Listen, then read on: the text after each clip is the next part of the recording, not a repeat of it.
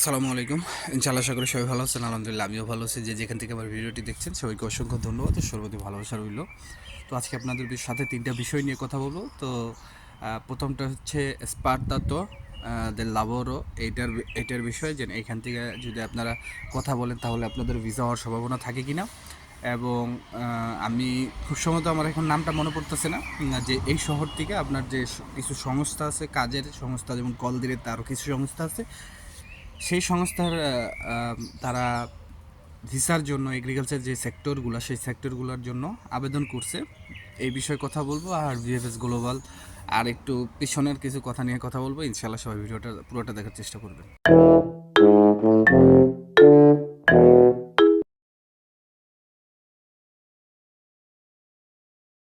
সব কিছুর জন্য আলহামদুলিল্লাহ। তো প্রথমে আমি যে বিষয়টা কথা বলতে চাই সেটা হচ্ছে এসপারাতো ন্যাশনালে দেল লাবোরো। আসলে এটার এই সংস্থাটার থেকে বা এই যেই আপনার সাইটটা, এই সাইটটার থেকে আপনারা যদি এই সাইটের সাথে যোগাযোগ করেন বা আপনাদের যে মালিক আছে তারা যদি যোগাযোগ করে, তাহলে কি খুব সহজে আপনার নুলস্তার ভিসা হয়ে যাবে কিনা, মানে এরকমটা আপনারা আমার জিজ্ঞেস করতেছেন। বা আমাকে এই ভাইটা অনেক ইনফরমেশন দিয়ে সাহায্য করে। আমি একটু আপনাদেরকে ভিডিওটা দেখাই। এই ভিডিওতে সেখানে নাম দেওয়া আছে, আপনারা গুগলে সার্চ দিলেই পাবেন এবং তার ভয়েসগুলি শোনেন ইনশাআল্লাহ। আসসালামু আলাইকুম। কি অবস্থা ভাই, কেমন আছেন? আসলে ভাই এটা আমার একজনে দিয়েছে, দিয়ে বলছে যে তোমার মাধ্যমকে বলো যে এখানে যাইয়া এইখান থেকে নাকি আপনার বিশের পারমিশন দেওয়া হয়। আপনার পেরপত্রে তো মনে করেন ওখান থেকে নুলস্থল এবং আপনার এসে ডকুমেন্ট জমা নেয় মালিকের, আর এইখান থেকে নাকি বিশের পারমিশন দেওয়া হয় বাংলাদেশ এম্বাসিতে, তারপর নাকি বিশে দেওয়া হয়। এটা কতটুকু সত্য আমার একটু জানাইবেন। যদি এরকম কিছু হয়, আর মাধ্যমকে পাঠাবো, মাধ্যমের মালিককে আপনার এসে এই জায়গায় পাঠাবো, তো আমার জানাই। আর আপনারা যে ভাই ওই যে বিষয়টা যে বলছিলাম না, দুর্নীতির বিষয়টা, ওটা আপনাকে পরে বলবো। ওটা আপনার এখন পর্যন্ত আপনার মনে করেন কাজ চলতে আছে, ঠিক আছে? কাজ চলতে আছে, যদি মনে করেন সাকসেসফুল হয় তাহলে মনে করেন হ্যাঁ দুর্নীতি অবশ্যই সত্য। ওটা দেখি কি হয়, কালকে রবিবার নাকি জানাই।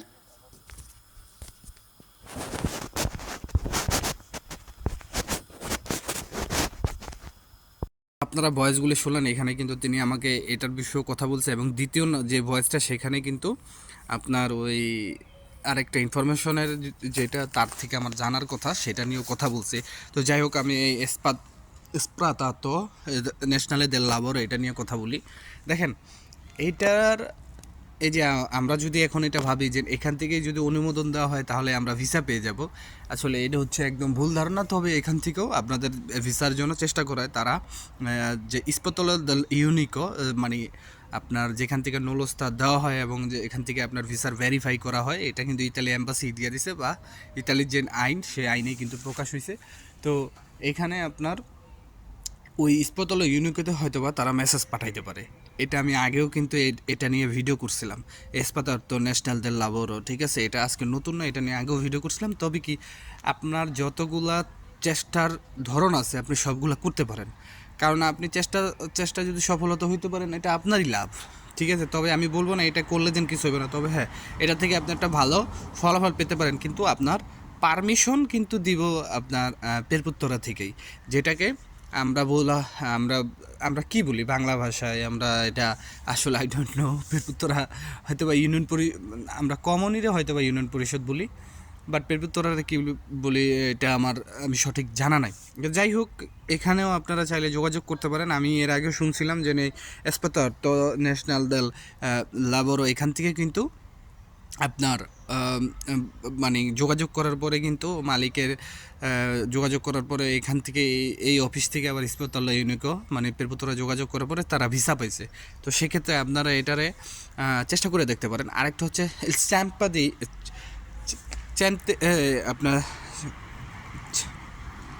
ইম্পেগি চেন্তো ইম্পেগি, যেখানে চেন্তো ইম্পেগি, এটা হচ্ছে আপনাদের যাদের কাজ নাই, এটা একটা সরকারি সংস্থা, আপনাদের যাদের কাজ নাই এই চেন্তো ইম্পেগির থেকে আপনারা সেখানে যে আপনারা অনুরোধ করতে পারবেন বা আবেদন করতে পারবেন, সেখান থেকে আপনাদের নতুন নতুন কোর্স করাইব এবং তারা প্রতি ঘন্টা প্রতি আপনার 3.5 করে দিব, মানে আপনার হয়তো বা 10 দিনের একটা কোর্স করাইব 80 ঘন্টার, ওই 3.5 করে ঘন্টা প্রতি আপনি পাবেন প্রায় বাংলাদেশে 30,000 40,000 টাকা আসে। কিন্তু এখানে শর্ত সাপেক্ষে আপনার কিন্তু মানে বেকার থাকতে হবে এবং এই চেন্তো ইম্পেগে থেকে কিন্তু আপনারা যখন আমরা বেকার ভাতা বলি ডিজোকোপাসিওনে, সেটাকে এখান থেকে কিন্তু সব কিছু হয়েই আসে।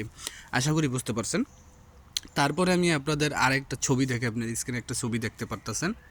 ইতালির লাজারিনিও কাম্বেরি সংস্থা থেকে আপনারা একটা আবেদন জানানো হয়েছে যে 22 এপ্রিলের আগে মানে ইটালিতে এগ্রিকালচার লোকের সংকট, তো 22 এপ্রিলের আগে বা 22 এপ্রিলের ভিতরে যেই এগ্রিকালচার ভিসাগুলি বা নলস্তাগুলি অরিজিনাল আছে সেগুলোর ভিসা দেওয়ার জন্য। দেখেন, এটা আমি আপনাদের বলি আসলে এটাই হইল ফাঁসিকি কথা।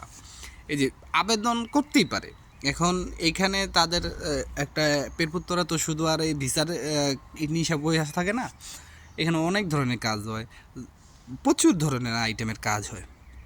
একটা ইউনিয়ন পরিষদ স্বাভাবিক, আমি একটা জেলা পরিষদে গিয়ে আপনার একটা দুটো ধরনের কাজে প্রচুর ধরনের কাজ হয়।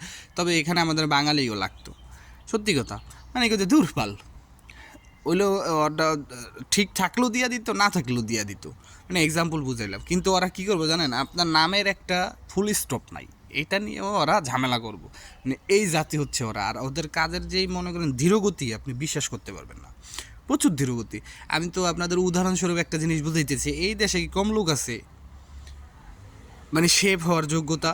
ওরা ভাষা পারে, ওরা সব পারে, দেশের আইন পারে, যা পারে, কিন্তু অথচ আমাকে বাংলাদেশিরা এখানে আইয়া শেফ হয়ে যায়, ভালো ভালো বেতনে চাকরি করে।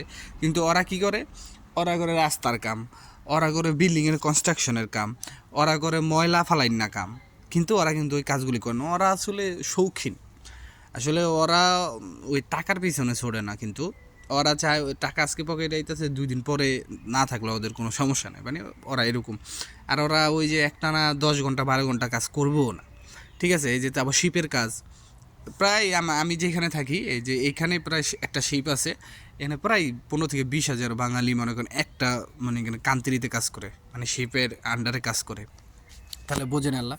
তো এইখানে হাতে গোনা হয়তো বা আপনি 200-300 মনে হয় ইতালিয়ান পাইবেন।